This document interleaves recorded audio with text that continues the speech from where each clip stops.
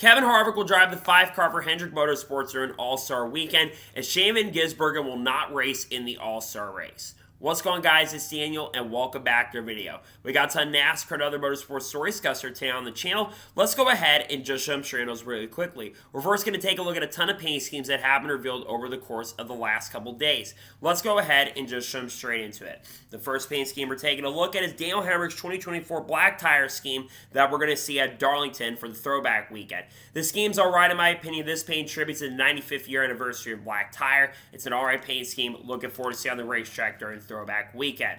The next paint scheme we're taking a look at is Brandon Jones' 2024 Dale Jr. throwback scheme that we'll see during Darlington throwback weekend. This is a throwback to Dale Jr.'s 2018 helmet scheme. Honestly, it's not really a throwback in my opinion. It looks okay as a paint scheme, but it's really way too soon for 2018, so that's only 6 years ago. The next paint scheme we're taking a look at is Zane Smith's 2024 Focus Health scheme that we're going to see this weekend at Kansas. This is a little different than the traditional Focus Health scheme. I think it's a decent paint scheme in my opinion. Looking forward to see on the racetrack this weekend at Kansas. The next paint scheme we're taking a look at is Corey LaJoie's 2024 K&N throwback scheme, which goes back to this 2012 scheme that we'll see at Darlington. We're already looking paint scheme, in my opinion. I don't think the sponsorship is perfect, but I think it's an alright looking throwback. Looking forward to see on the racetrack at Darlington. The next paint scheme we're taking a look at is Christopher Bell's 2024 DeWalt 100-year scheme that we're going to see during Darlington throwback weekend. I'm going to be real and honest. As a paint scheme on its own, it does look great.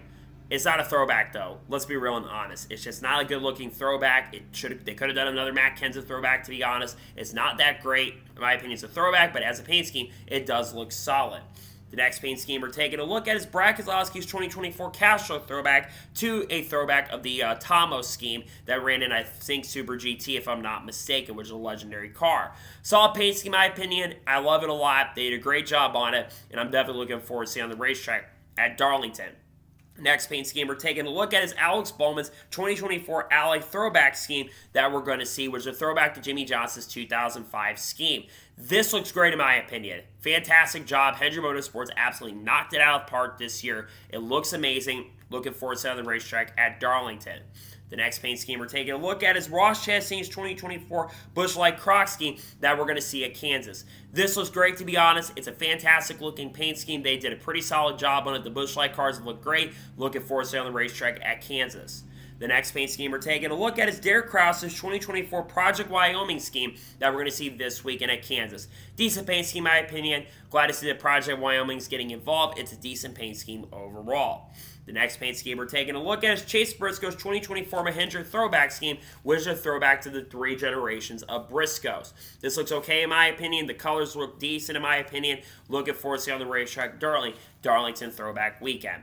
The next paint scheme we're taking a look at is Austin Cindric's 2024 Snap-on Tools scheme that we're going to see this weekend at Kansas. The scheme's okay in my opinion. It could definitely be a lot better. I think the spotters are going to definitely have a little bit of trouble seeing that scheme. It does look okay, but it's not absolutely perfect. The next paint scheme we're taking a look at and the final paint scheme is Carson Hocevar's 2024 Creative One scheme that we're going to see this weekend at Kansas. This paint scheme's okay in my opinion, but to be honest, it's not absolutely perfect. I think it's kind of similar to Delaware Live scheme that we see with Marcus Ericsson in IndyCar. It's a decent looking paint scheme, and I'm looking forward to seeing on the racetrack this weekend at Kansas. It doesn't look that bad overall, to be honest with you.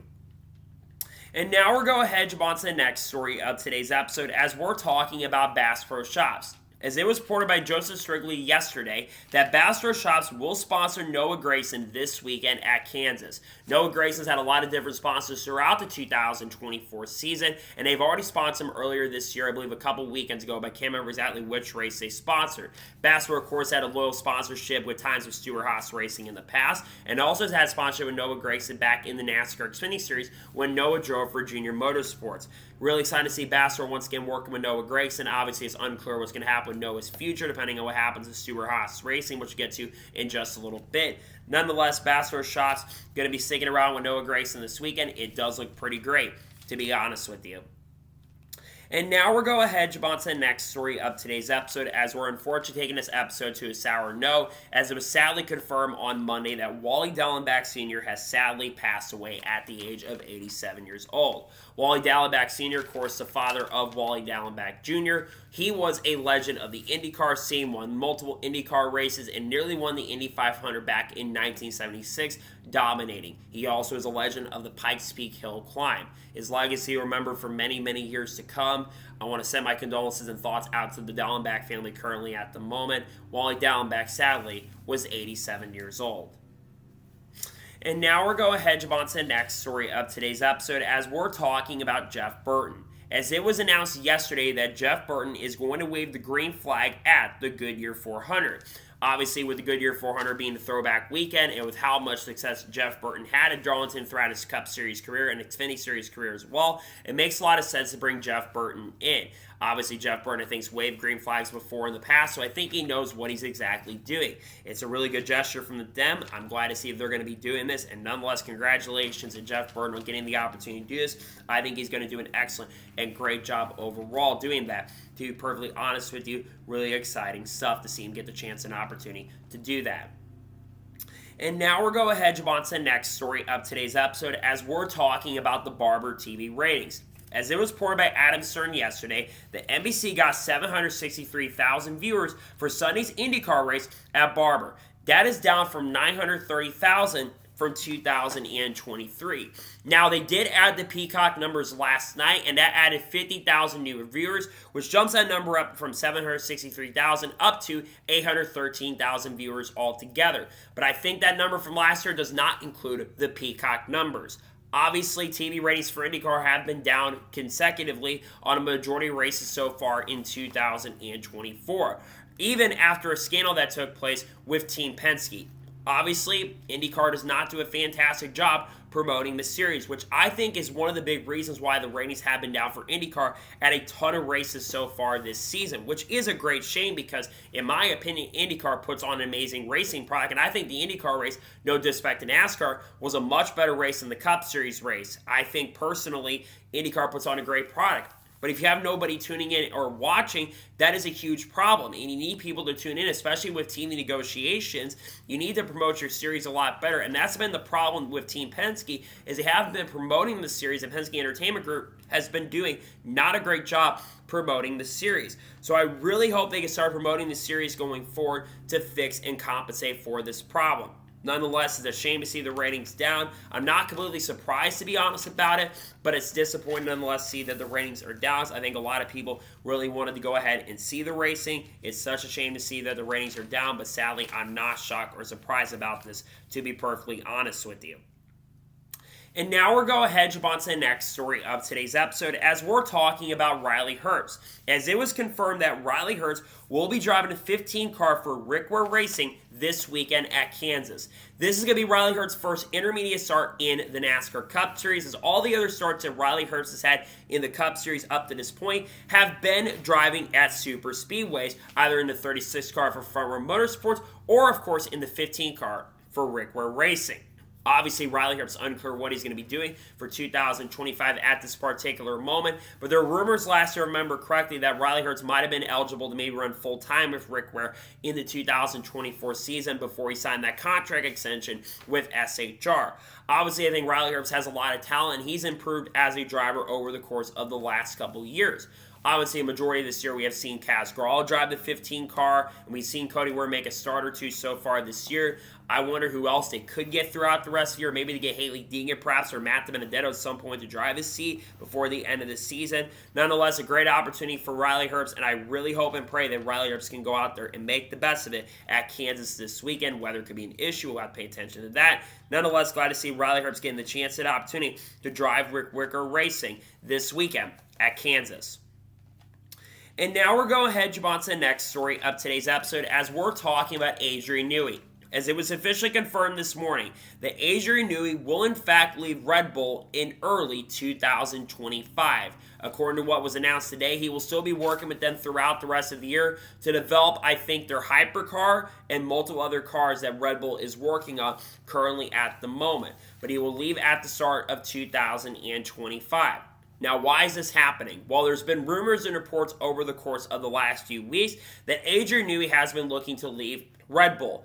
Obviously, if you've been in the Formula One world, you saw the scandal that's been going on with Christian Horner, which is why a lot of fans have been very frustrated and upset with that. And there's been a power struggle going on with Adrian Newey and Helmut Marko and Christian Horner over there at Red Bull. And Adrian Newey, what's so shocking about this is he has been with Red Bull since 2005, really since the start of Red Bull's adventures. But now the question is going to be, where's Adrian Newey going to go? Well, if you want my personal speculation, I think Adrian Newey is either going to go to Ferrari or Aston Martin. But if you want my truest, I think he's going to be going to Ferrari next year to work with Lewis Hamilton and Charles Leclerc. A lot of people are speculating that that's where he's headed in the 2025 season at the start of that year. And according to them, apparently are meetings going on with Fred Vasseur. Apparently, Fred Vasseur was spotted in London talking to Adrian. So we're going to have to see what happens and what fallout comes out from this. Nonetheless, it's kind of disappointing for Red Bull to see Adrian Newey go. But if you've been in the Formula world, it's not really shocking, and it's not surprising to see that Adrian Newey is going to be working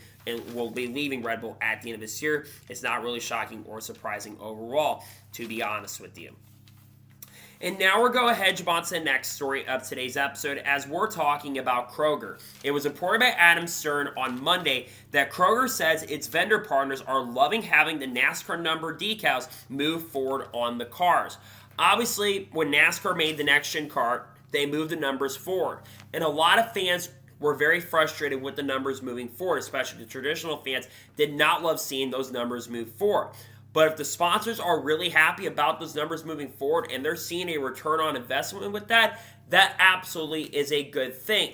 Even if I would love to see the numbers move back to the center, I think the numbers being moved forward has not affected my viewing presence ever, but I can understand why some of the fans will love to see the numbers move back. If the sponsors are doing what they're supposed to do and they're taking up the space that they need to take up, I'm okay with that. But you've had some sponsorship for some of these teams and organizations that it just looks like they've done a very lazy job on. So to me, I get where Kroger is coming from here, and I think the numbers being moved forward has definitely affected some of these schemes for sure, but some of the paint schemes also have looked pretty good with the numbers being moved forward. So to me, I can understand from both sides in both perspectives. It's a very interesting thing to look at for sure. Nonetheless, I'm glad to see Kroger sees some of the return on investment they're getting, and I'm glad to see at least they're a little bit happy with what is going on there. And now we're going to jump on to the next story of today's episode as we're talking about Kyle Busch Motorsports. As it was reported by Bob Pockrass yesterday that Kyle Busch Motorsports has dropped this lawsuit with Rev Racing. For those who have been around throughout this year, it was reported at Atlanta that KBM had sued Rev Racing for missed payments. They were supposed to pay, I think, like $4.3 or $4.4 million originally, and they missed about $700,000 or something like that. The number, I can't remember exactly what it was, but they missed about a quarter of what they were supposed to pay Kyle Busch Motorsports. They missed a ton of payments, they were late on a ton of payments, and KBM was not very happy with them, which that money could have kept Kyle Busch Motorsports around. Obviously, KBM is still around in its essence, basically in the late model scene, among other things, and basically in sprint cars to keep Brexton Busch going. But obviously, KBM sold their stuff off to Spire Motorsports. But they had a lot of money that was missing from Rev Racing. And it seems like that this court case that was going on between Rev Racing and KBM has finally come to a close, which, let's be real and honest, it is absolutely a good thing. You don't want this lingering on going forward, especially with KBM and Rev Racing. You don't want to see this lingering on and continuing going forward. So I'm glad to see that this lawsuit has finally come to a close. It's been a few months because, remember, this lawsuit was basically brought up in early March and late February. So to see it's finally come to an end in late April to early May, I think is absolutely huge. Obviously, it means that they probably figured this out. Again, we don't ever know when KBM's ever going to make a return to the sport. I don't know if they're ever going to come back to NASCAR, to be honest. Nonetheless, so it's interesting to see, but I'm glad to see that there's not as much more fallout coming out from this. I'm glad to see that KBM has finally figured it out, and they have dropped their lawsuit with Rev Racing going forward. It's really good stuff. I'm glad to see they have figured out and resolved at least some of the problems when it comes to that. And now we're going to jump on to the next story of today's episode as we're talking about David Malukas. As it was sadly confirmed on Monday that Dave Malukas has been released from Arrow McLaren. Dave Malukas had been under contract for at least 1 year with an option year with Arrow McLaren to drive for the team this year, to drive the number 6 car. But unfortunately, during the offseason, David Malukas suffered a wrist injury while mountain biking, I think in either January or February, right before the season began. He had gone and gotten stem cells treatment to try to speed up the process to get better. Dave Malukas, basically in the letter that he released in a statement, kind of said he was disappointed with the decision that was made, but he is hoping to be back soon in IndyCar. This is very, very unfortunate. According to the Aaron McLaren contract that they had, they were basically, if you miss 4 races, including non-points races, you could lose your contract with our organization and you could leave. I'm going to be real and honest here about this situation. I get that these drivers have a job and they have a job to be paid. But I feel like the McLaren did not give Dave Malukas a fair shake. But we all have to remember that he wasn't the first choice. Alex Palou was the first choice, but obviously that fell through. And I think then Felix Rosenqvist was the second choice, and then obviously that fell through. So they went back to the third reliable, and that was David Malukas. And then obviously they didn't want him to be there, which is a really great shame because I think Aaron McLaren did not treat him fairly here, in my opinion. And I feel like they could have given him the chance and opportunity. Imagine in NASCAR if Chase Elliott and Alex Bowman, and now even Eric Jones, got fired for being injured for a certain amount of time. A lot of fans would be outraged. And I know that there's some people defending McLaren for this because these guys are supposed to keep themselves safe and not get injured. But you can get injured very, very easily in situations. So I just personally don't agree with firing David Malukas. I get where they're coming from to an extent, but at the same token, same time, I think David Malukas should not have been fired. And I saw some people calling him a liability, which I completely disagree. He is not a liability in my opinion. He was helping the team. He was there working on trying to make the team better. So to me, I am really disappointed with this move. I'm not completely shocked by this because I've known how this team has been for years. They fired James Hinchcliffe. They fired Oliver Askew. I'm not completely shocked with the way they handled the situation,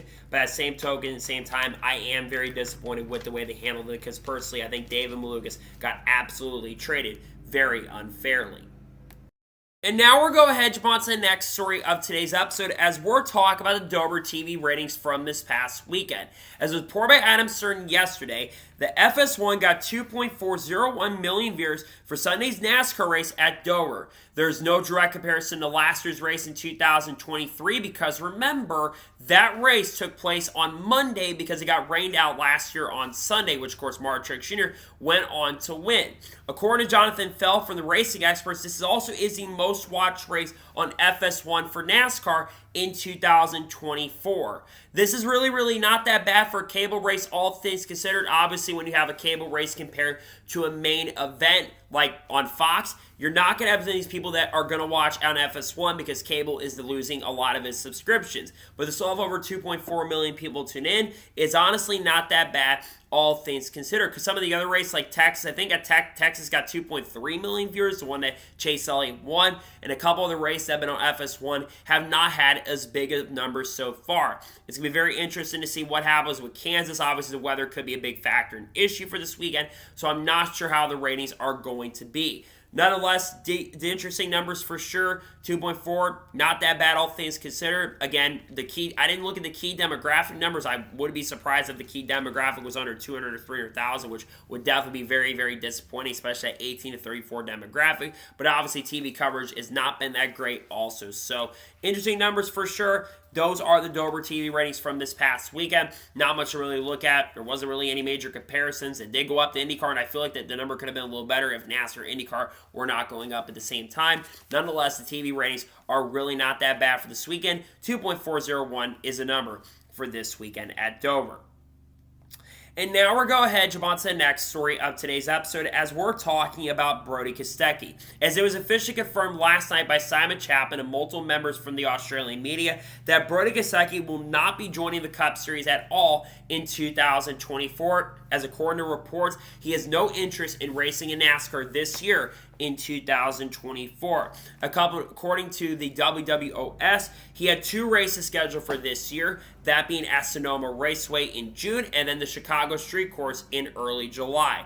This is really, really unfortunate because there was a show car that surfaced from Peter Addison, who I believe had been working with Walmart, if I'm not mistaken, and they were looking to run Brody Kaey for a select number of races in 2024. Brett Griffin had been teasing that for this year. And remember, Brody Kaey did make his NASCAR Cup Series debut last year at the Indy Road Course, I believe finishing in 18th or 19th after even having a speeding penalty partway through the race. I know Brody had been interested last year, but a big reason why Brody Kaey is not going to be running this year is because he's focusing fully on supercars. And he was going to be driving for the 33 car for Rich Childs Racing, because you do have to remember that Herbst Racing and that team have had a lot of work with Richard Childress Racing in the past. That's why Brody got the chance and opportunity to drive for RCR last year in 2023. And again, like I said, they've been teasing him to run 4 or 5 races this year. Now, it is noted in the article that Brody could, at some point in 2025, come and race in the Cup Series. It's just right now for 2024, it is not going to happen. Which, like I said, is a really, really great shame, because I know Brody had a really good time last year racing, and he had been interested and maybe wanted to come back and run a 1-off or 2-off this year. So I'm definitely disappointed to see that Brody is not running this year in 2024, because like I said, I think he would have done an absolutely amazing and a great job if he had the chance and opportunity, which it looks like he did have the chance and opportunity to race. So I'm disappointed for him. It sucks to see that Brody is not running this year in 2024. I really hope he does get the race in 2025, because if he does get the chance, it will likely be with Herbst, but he's still working, and he lost some sponsorship this year, and he's still working on a contract with Herbst, I believe, for next year as we speak. So disappointing for sure, but not surprised or shocked to see that Brody Kaey is not going to be racing in NASCAR in 2024, but maybe, just maybe, we could see him run in 2025. We'll see what happens, and we'll see if Brody Kaey does, in fact, get to race in the 2025 season. And now we're going ahead and on to the next story of today's episode, as we're talking about aero blocking. Now, if you watched the NASCAR Cup Series race yesterday, you saw that there was a huge talking point and conversation surrounding aero blocking during the Cup Series race at Dover. Denny Hamlin spoke to the media about this. Basically kind of said that he didn't use the rear view camera, but multiple drivers are very frustrated about the aero blocking. Kyle Busch said after the Cup Series race yesterday, while trying to get around Noah Gragson, that Noah Gragson was aero blocking him very, very badly. And Kyle Busch said that the aero blocking in this car is really, really bad. And earlier the week, after winning the pole for the NASCAR Cup Series race, he basically said that the car can be used more as a defensive mechanism than an offensive mechanism. Kyle Larson said that also aero blocking is bad, and he said that we should get rid of the rear view cameras, because he said he used a rear view camera on Alex Bowman, and he said he used it on Tyler Reddick at Las Vegas. And then Jimmy Johnson had more of a very interesting quote and comments surrounding it. They said he got right behind Daniel Suarez, and there was a big wall of air that came into play. Now, obviously, aero blocking is nothing new in NASCAR. It's been a big thing going on since only back in the early 2000s, even in the Gen 4 days. So aero blocking, like I said, is nothing new. But what I've noticed is that aero blocking and mirror driving, which is basically the same thing, is basically been becoming more prevalent with these cars the more generations we've gone down. You can't run as close to the guy behind you, because back in like 2002 and 2003, you could run a lot closer than where you're running now, and you can get up to the guy right in front of you. But as the rear bumpers of these cars have gotten larger in recent years, in recent seasons, and when you've gotten close to somebody, it's been much, much harder and much more difficult to make a move on somebody and get right behind it, because back in like the Gen 4 and 5 days, you could get right behind somebody a lot quicker. But as dirty air has become more of a thing, and these teams have figured out trying to get bigger speeds and all that kind of stuff and more aero advantages, that's where the problem has begun to become an issue. And you have to run a different line if you're going to make a move. Obviously, I do think that NASCAR has a chance and opportunity to resolve this problem if they can resolve a few things. But it's nothing new. We've seen this for many, many years. And I think these teams have just figured out and mastered the art and craft of it when it comes to aero blocking. So, and I thought the finish yesterday was, not finish yesterday, but earlier this week, was very solid for sure. I thought the racing itself was pretty good, and I thought until the end of the race and the finish, I thought the racing itself was really, really fun. Nonetheless, it's very interesting discussion for sure when it comes to aero blocking. I get why fans are frustrated and upset about the situation when it comes to this, but I'm not shocked to see that there's discourse about this, and maybe NASCAR could resolve it, but I'll be real and honest, I don't know if NASCAR does in fact need to resolve it, because I'm not sure if it really is a massive problem. Well, it is a problem for sure that they can't make a move on somebody, but I definitely think that it might have gotten blown out of proportion to an extent because of Denny Hamlin going out there and winning, but I do think that NASCAR has a car that's really close together, and maybe they can find a way to resolve it, but I'm not sure if NASCAR is really looking to resolve it at this particular moment. And now we'll go ahead and jump on to the next story of today's episode as we're talking about Rhett Jones Racing. As it was announced yesterday that Rhett Jones Racing will be joining the Xfinity Series on a part-time basis in 2024. The number they're going to use is 30. They are going to have also an alliance with Stewart-Haas Racing as they will be a Ford organization in 2024. The driver currently is going to be Noah Gragson, who currently drives the number 10 car for Stewart-Haas Racing in the NASCAR Cup Series, but obviously Noah Gragson has driven for Rhett Jones Racing in the late model scene in the past. So it's not a shock or surprise that Noah Gragson is a driver that they are choosing. They have 4 races currently scheduled at this moment for 2024. They'll run at Charlotte during the Coca-Cola 600 weekend, then they'll race in Nashville in June, then they'll race in Michigan in August, and then their final race will be at Darlington during the throwback, not the during the throwback, but during the Southern 500 weekend for the Xfinity Series, which I think is almost a cutoff race for the Xfinity Series at this point. Rhett Jones Racing, for those who don't know who they are, they have been a team that's been in the NASCAR, not NASCAR, but in the ARCA race for a very, very long time. And I think they've won a couple races in ARCA, if I'm not mistaken, but they haven't won a lot. But they've had ambitions to move up. They've had a Truck Series program in the past, if I'm not mistaken, and now they're moving up to the Xfinity Series for the first time. Obviously, Ford has been looking to grow their presence in NASCAR Xfinity Series competition, especially with a lot of rumors and rumblings that Stewart-Haas Racing could be leaving Ford at the end of this year. They're wanting to make this move to try to get some teams up there just in case they do end up losing Stewart-Haas Racing at the end of this year. And Noah Gragson, in my opinion, is a perfect driver to absolutely go with. Noah Gragson has had a lot of success in NASCAR, Xfinity Series competition in the past. I think Noah's won 13 or 14 Xfinity Series races, a lot of those coming with Junior Motorsports. And I know Noah getting in the Xfinity Series is a really good move for the team. Now, these 4 races, they're obviously going to have to qualify in because I don't think they have any owner's points backing up, but I'm excited to see them run in Xfinity. Now, the other big thing to look at is who else could they have driving in the seat if they run more than just a 4 races schedule. Well, I could see them getting Frankie Muniz. Frankie was supposed to make a lot of starts at Joey Gase Motorsports, and there was a lot of rumors earlier this year that Frankie had been looking to buy an ownership stake in Joey Gase Motorsports, but I'm not entirely sure if that is a thing anymore. So I imagine that they're talking about with Frankie about running in this seat as well. But I'm really excited to see a new organization joining the NASCAR Xfinity Series ranks this year, which obviously has had a lot of racing experience in the past.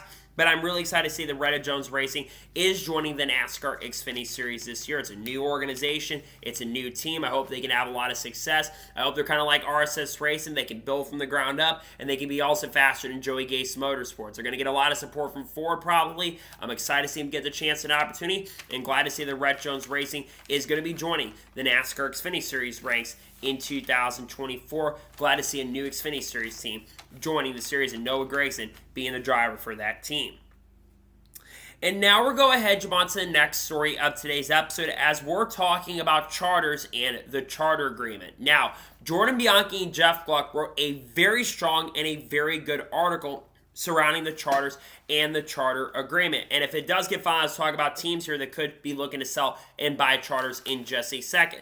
But let's talk about what has been going on. So they actually talked to a lot of people in the industry and about 15 teams and 15 organizations that are currently under the charter agreement. Now, according to what they wrote, they are currently not all aligned, the teams and organizations, and that NASCAR, the teams, and the tracks are also not aligned. And according to what Curtis Polk said, they have to have a charter agreement done by December 31st. I know Brad Keselowski said something different, that they really don't have to have it done until the Clash, but NASCAR can just go ahead and revoke the charter agreement on December 31st. Now, many in the industry are expecting that a charter agreement is going to get finalized and done. But Curtis Polk says something that really concerned me a bit, and it's the fact that they could choose what races that they don't have to go to if a charter agreement is not officially finalized. Denny Hamlin actually spoke to Dale Jr. Of course, Denny Hamlin won this past week at Dover and spoke to Dale Jr. on Dale Jr.'s podcast, the Dale Jr. Download. I think it was yesterday, if I'm not mistaken. And he spoke about the 4 key pillars they're looking at. They're wanting more of the media share and more of the media revenue, which they are expected to get. They're also wanting a bigger seat at the table and when it comes to decisions of the sport. Jim France apparently is the one that's holding that back currently at the moment. And you also have some other key factors, which of course is making the charters permanent. Jim France is holding that back. The teams are absolutely wanting the charters to become permanent, basically so that their investment, which is now around $40 million, so that number could drop depending on how many charters end up selling. That basically would keep the charters permanent, and they can keep their investment going forward. Because as much as I'm not the biggest fan of the charter agreement and the charter system, I completely understand why it is a thing. And then obviously he said they want more of the media revenue and the media share and more of the percentage at the table. To me, when I look at this situation, right, and hearing that teams could skip races is very interesting. I personally do believe that a charter agreement is going to end up getting finalized at some point. I think it would be really bad for the sport, and it would be a terrible look for the sport if a charter agreement is not finalized. It would be bad on all ends because it could be the end of the sport because some of these teams could just choose not to show up to races. I understand where NASCAR is coming from because they want to do business the way they've done it for many, many years. But the newer teams are coming in, like 23XI Racing, which Curtis Polk and Denny Hamlin have been the most outspoken, same with Michael Jordan as well, have all been the most outspoken when it comes to making these charters. The thing that's interesting is not all the teams are aligned, and they've been meeting with the teams individually. And according to what was spoken in the article as well, they are going to meet with 23XI executives here relatively soon. They're planning to meet with them in the next couple weeks. So probably during Coca-Cola 600 weekend is when they're going to meet with them, or probably during the All-Star break weekend. It's going to be very interesting to see how the charters work. Now, if a charter agreement does end up getting finalized, there are some teams that could sell. JTG Doherty Racing. We know that JTG Doherty Racing, we've heard some rumors that Kroger could be headed over to Joe Gibbs Racing this upcoming season.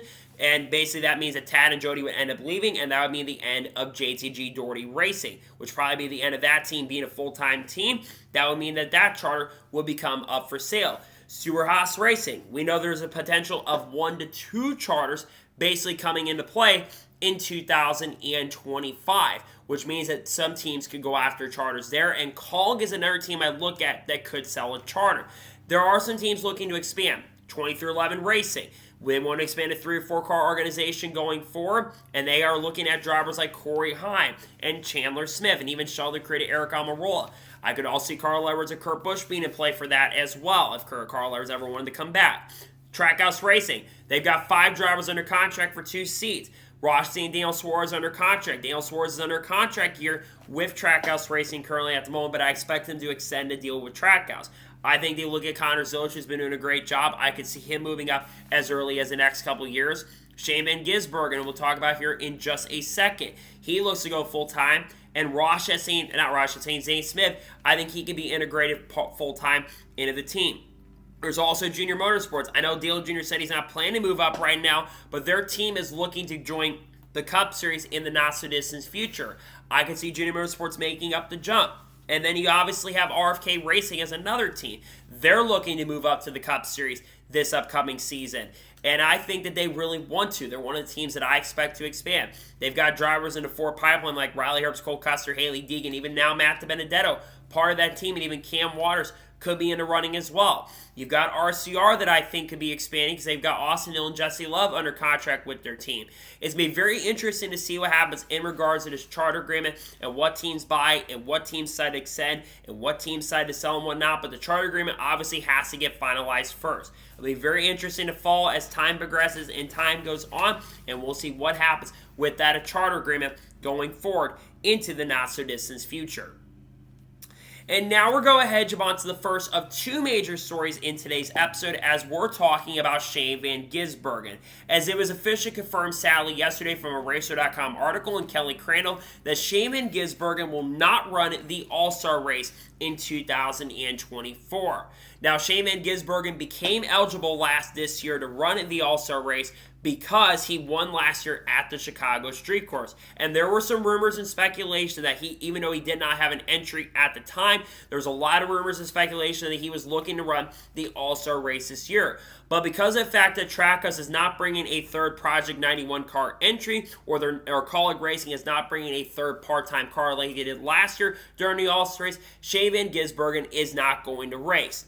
Now, normally I would say that it wouldn't matter at the end, but I'm definitely disappointed here that SVG is not going to be running the All-Star race this year in 2024. Look, Shane Van Gisbergen needs as much experience as possible behind the wheel. We all talked about it just a second ago. We know that Trackhouse Racing is looking to expand going into the 2025 season.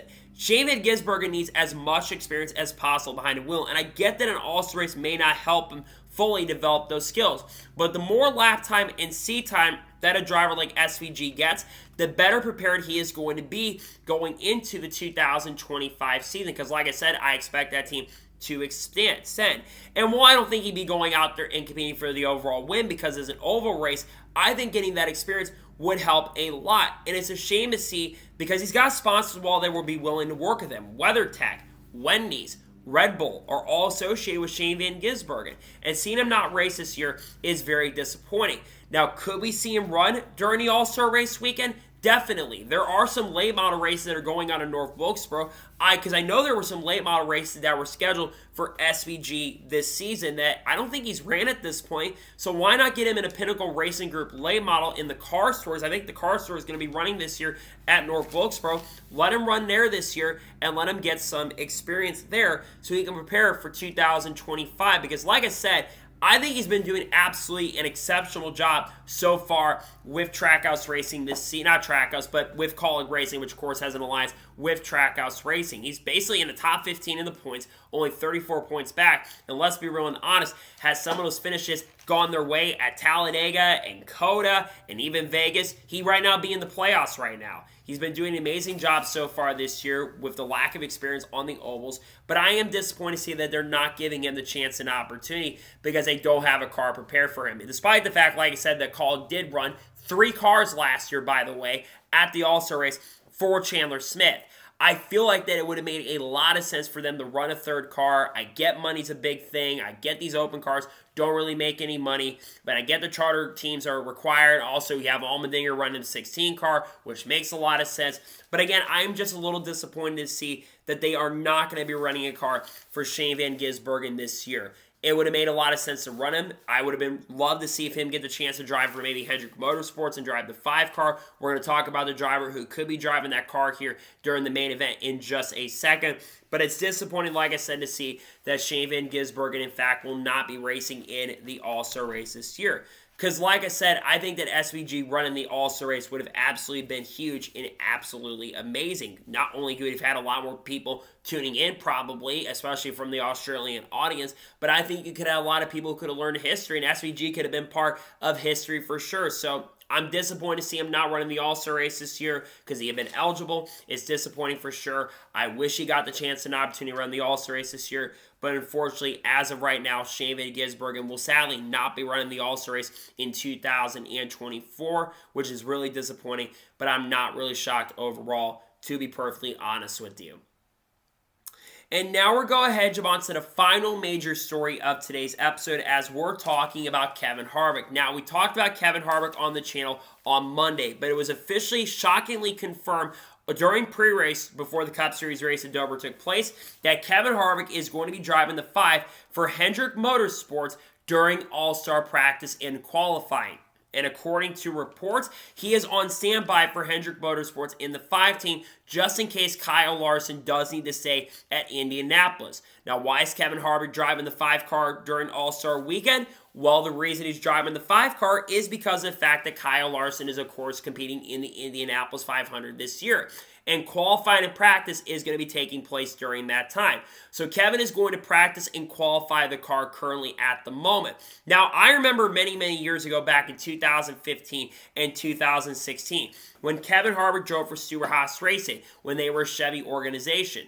And there were a lot of rumors and rumblings that Kevin Harvick back in 2017 had been looking to get out of his contract with Stewart-Haas Racing, and he had been looking to potentially be going over to Hendrick Motorsports in the 2017 season to drive the 5 car and potentially replace Kaey.